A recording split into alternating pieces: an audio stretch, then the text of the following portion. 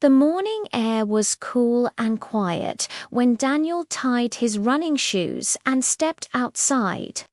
The sky was still grey, the streets empty, and the city seemed half asleep.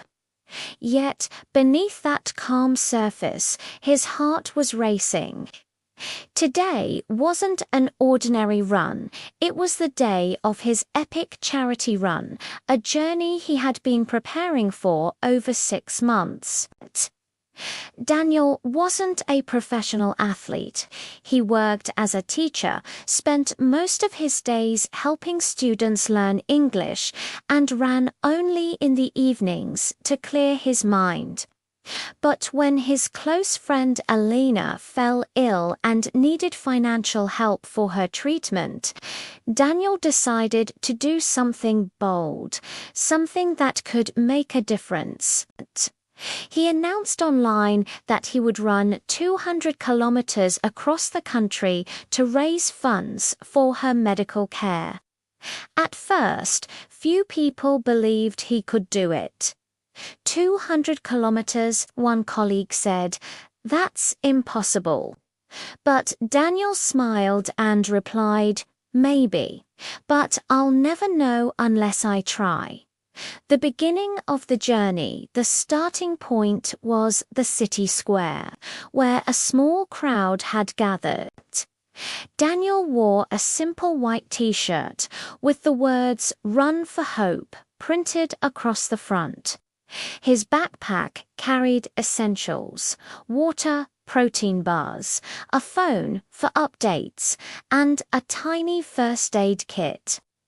As he stretched and prepared, a reporter asked, "Why are you doing this?" Daniel took a deep breath.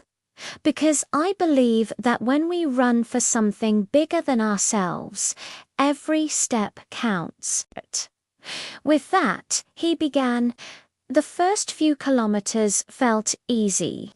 Music played in his ears. Birds sang above, and messages of encouragement poured in from social media. "Go, Daniel, you can do it. We're with you." The energy was electric. But by the 20th kilometer, the excitement faded, replaced by the steady rhythm of effort. His legs began to feel heavier, the road stretched endlessly, and the early morning coolness turned into midday heat. Yet Daniel kept going, one breath at a time. Unexpected encounters. On the second day, Daniel reached a small village. His shoes were muddy, his legs sore, and his mind tired. He stopped by a local bakery to rest. The owner, an elderly man, recognized him from the news.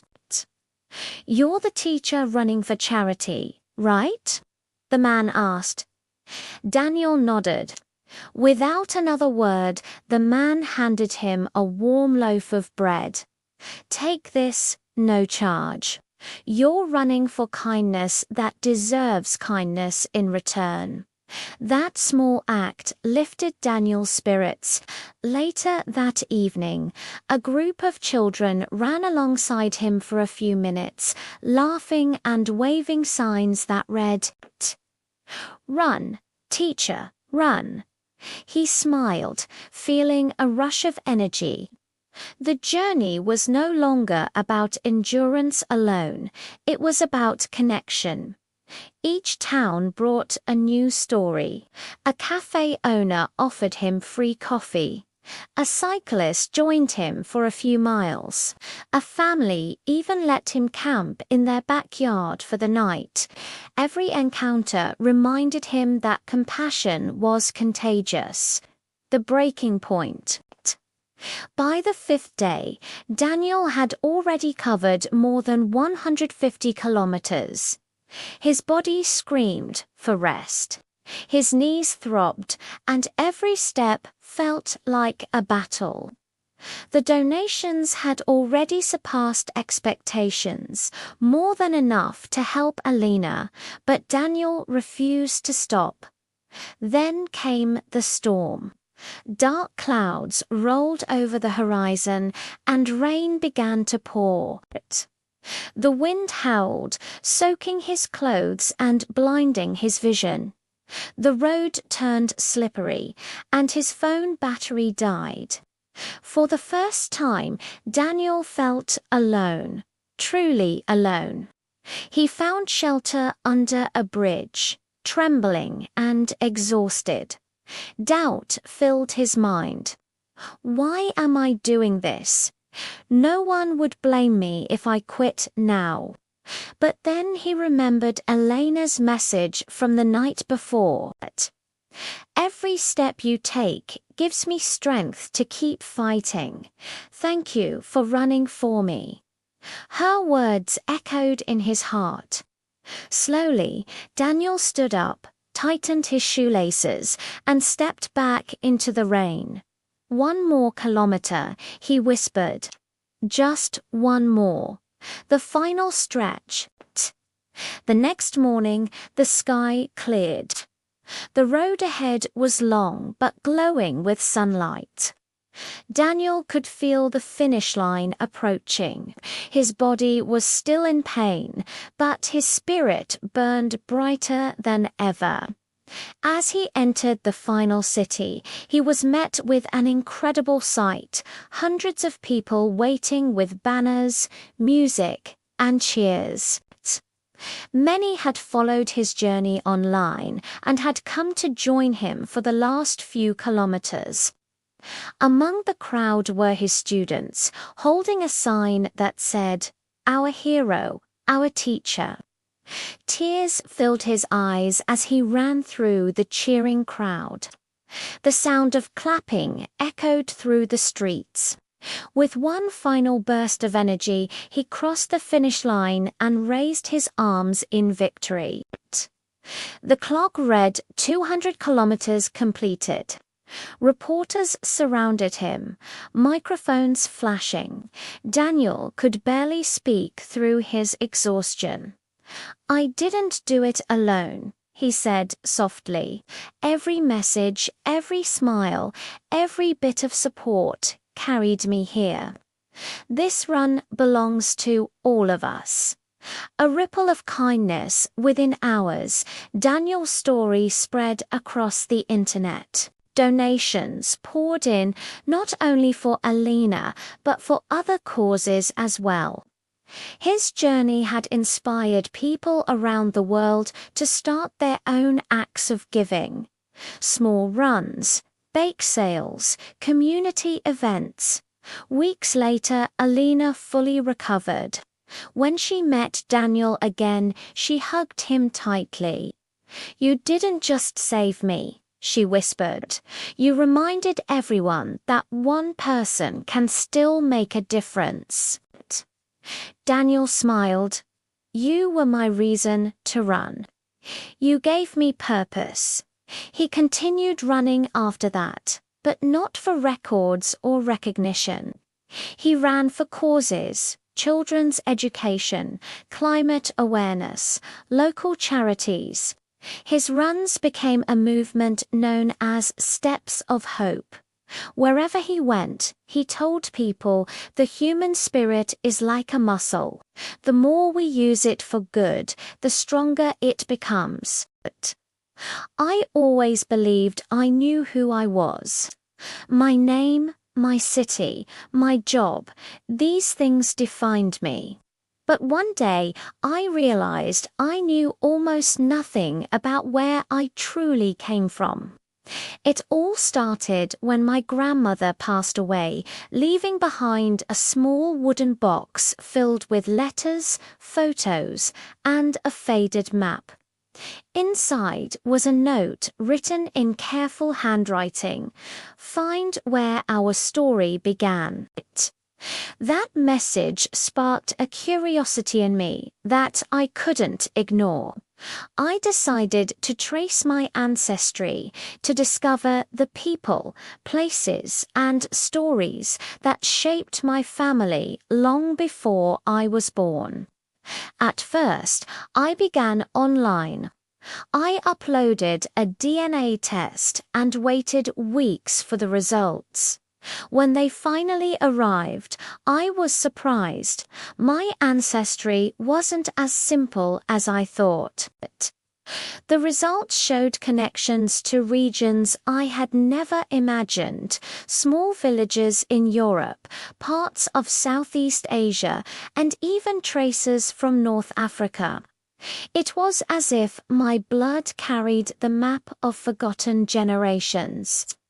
Each discovery felt like unlocking a hidden chapter of my own identity. I contacted distant relatives I had never heard of before, people who spoke different languages and lived on the other side of the world. Through video calls and translated letters, we began to piece together our shared history. One woman, Sophia, showed me an old photograph of my great-great-grandfather standing beside a wooden boat. He had traveled across the sea with nothing but a journal and a dream of a better life. That story touched me deeply. I imagined his courage, leaving behind everything familiar, stepping into the unknown. Maybe that same adventurous spirit lived in me too. Driven by that thought, I decided to travel and see these ancestral places myself. My first stop was a quiet coastal town where the ocean smelled of salt and thyme. The locals welcomed me with warmth, offering stories passed down through generations. One elderly fisherman said he remembered hearing about a man from my family who once helped rebuild boats after a great storm. Hearing that, I felt a strange connection, as if the waves carried whispers from the past. Next, I visited a small mountain village where my grandmother's side of the family once lived. The air there was pure and cold, and the houses were built from stone and wood. An old woman at the local cafe pointed me toward an ancient church, saying my ancestors might be recorded in its archives. Inside, the church was quiet, except for the creaking of the wooden floor. A caretaker led me to dusty books filled with names, births, and marriages from centuries ago. And there, written in delicate ink, was my family name. It was an overwhelming moment. I felt both small and infinite at the same time. These weren't just names. They were lives, dreams, and sacrifices that made my own existence possible. As I continued traveling, I began to realize something profound. Exploring Ancestry isn't only about finding old records or family trees. It's about rediscovering the human connections that time tries to erase. It's about realizing that we all come from a web of stories of migrations, loves, and losses that stretch beyond generations. One evening, while sitting beside a campfire in my ancestral homeland, I took out my grandmother's old map. The stars above mirrored the tiny dots she had drawn decades ago. I traced the line she marked, the same route my great-great-grandfather might have walked, and in that quiet moment, I felt a peace I had never known before. I thought about how identity is not just who we are today, but who we come from, every ancestor whose choices echo in our DNA. We carry their courage, their mistakes, their resilience. We are living proof that their stories mattered. When I finally returned home, I wasn't the same person. I brought with me more than photos or souvenirs. I brought wisdom. I understood now why my grandmother wanted me to find where our story began. Because only by looking back can we truly move forward. My journey taught me that discovering one's roots is not about nostalgia. It's about connection. It reminds us that humanity is a family, woven through time, language, and love. Whether your ancestors came from distant lands or nearby towns, their legacy continues in you. Weeks after I returned, I decided to create a family book. Each page held stories, dates, and images, a living memory of where we came from. I shared it online so that other family members could add their own chapters. Soon, people began contributing, from cousins in other countries to relatives I had never met. It became more than a family tree. It became a living network of hearts connected by history. Sometimes I still look at that old photo of my great-great-grandfather beside his boat. His eyes seem to say, "Keep going," and I smile because I finally understand. The search for our roots isn't just about the past. It's about finding meaning in the present. It's about knowing that no matter where we go, we carry our ancestors within us, in our choices, our values, and our dreams. As I close my grandmother's wooden box for the last time, I whisper, "I found it." Because now, I don't just know where my story began, I know who I am.